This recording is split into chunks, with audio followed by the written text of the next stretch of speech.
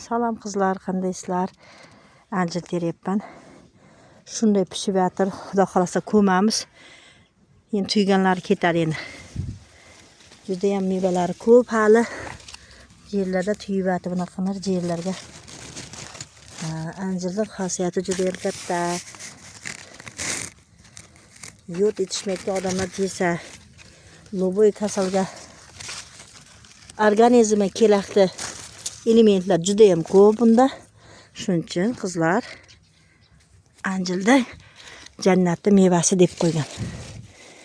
Hozir men bularda mana uchidan chiqqan yangi barglarini mana barglarini qirqib olib quritib qo'yaman. Shuni choy qilib ichsa sahrga davoyimiz. Sahr bolalarda umuman sahri ko'tarilmaydi deydi. Shuni oldin kuni qildim, bugun bir kunda ko'mib tashlaymiz xudo xolasa. Mana qaranglar.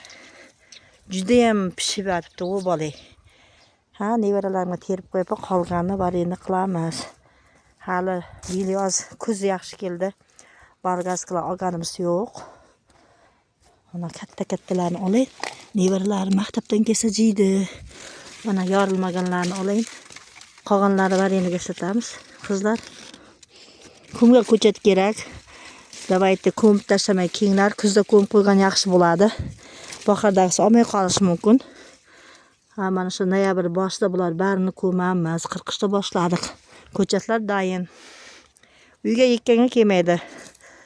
Odamlar uyga ekib qo'ysalarni ektibini rohat qilib menga o'xshab anjir yeysizlar. Mana kimda bor hozir, hech kimda yo'q bo'lsa kerak.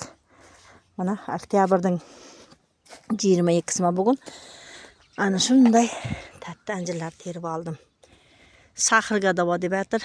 Ekzema qichmalarga sutini sursa reski ketkazadi. Men o'zim probot qilib ko'rdim qichmani. Sutini yoqib, ovdar to'ntarini chiqarib, bir haftada tuzalib ketdi. Buni burundan bilaman, shuning uchun yekkamiz. Juda ham ko'p yetadi o'zimizga.